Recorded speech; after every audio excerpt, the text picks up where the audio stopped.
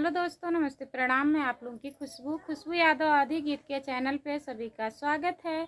मैं आप लोगों के बीच में एक नाच गीत सुनाने जा रही हूँ। बहुत चुटकुला नाच गीत है, आप लोग ज़रूर सुनिएगा और ढेर सारा प्यारा आशीर्वाद दीजिएगा। हमारा नाच गीत कैसा लगेगा आप लोग कमेंट में ज़रूर बताइएगा।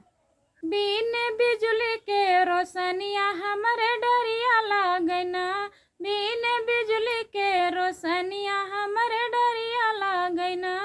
सासु आम निहुरी निहुरी हम जानी कुकुरिया हमरे डरिया लागना। हमरे घर के मनैया हमरे डरिया लागना, हमरे घर के मनैया हमरे डरिया लागना। बिन बिजली के रोशनिया हमरे डरिया लागना, बिना बिजली के रोशनिया हमरे डरिया लागना। जेठनिया निहुरी निहुरी हम जानी बिलरिया हमरे डरिया लागना, हमरे डरिया लागना।